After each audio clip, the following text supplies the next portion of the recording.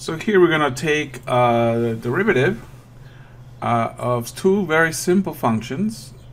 First, we're going to do the derivative by using the definition of a derivative by taking the limit. And then we'll do the same derivative, or rather the same function, with the power rule.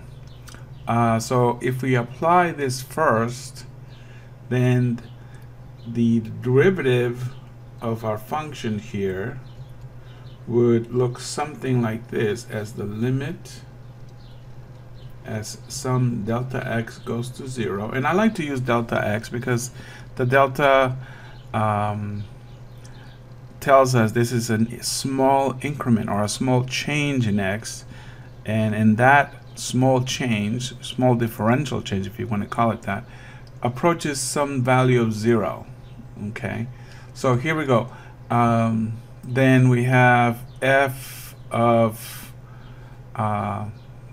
x equals x squared, which means we have to go x plus delta x to the second minus the original function, which is x to the 2, divide everything by some small delta x, and if we simplify this, then the limit of this function, this becomes x squared plus 2x delta x plus delta x squared minus x squared, and everything divided by delta x still, and as delta x goes to 0.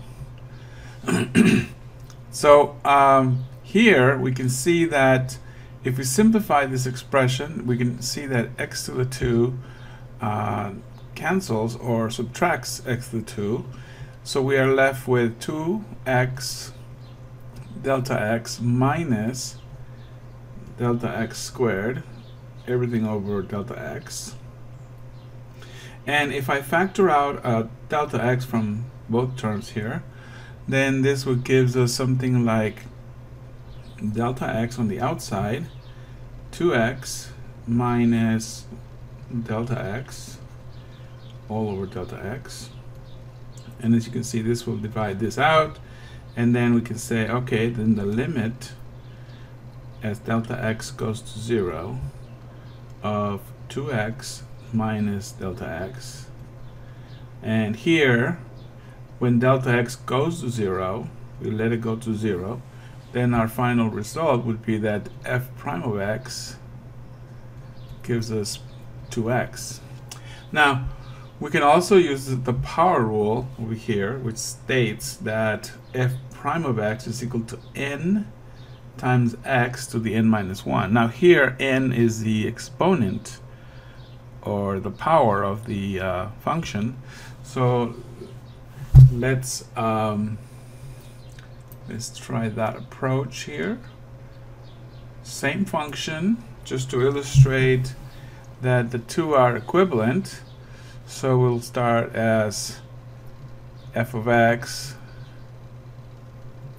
is equal to x to the 2. However, this time we will use the power rule, which says that the derivative of a function is equal to n times x to the n minus 1, where n equals 2 in this case. So then that means 2 times x, and then 2 subtract 1, which is equal to 2x to the 1, or simply 2 times x.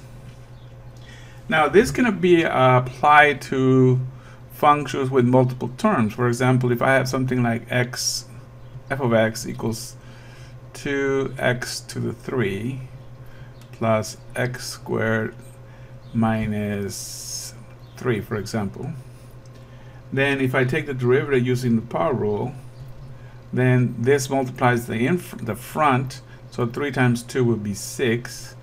This reduces by 1, so this will be 3 minus 1.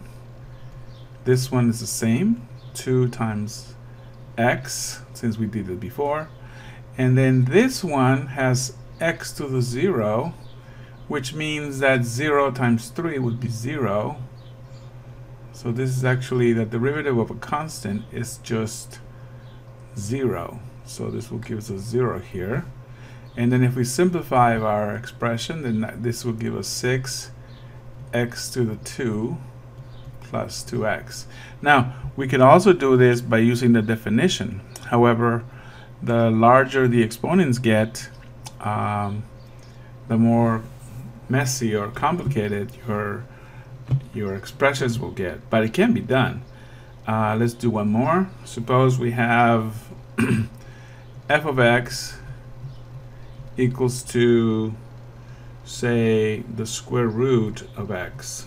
Now here we can rewrite this as x to the 1/2, and f prime of x, by using the power rule, this becomes 1/2 x to the 1/2 minus 1, and then simplify that will give us 1/2 x to the 1/2 minus 2/2, which is negative 1/2, or we can say that this becomes 1 over 2 to the x, 2 times x to the positive 1/2.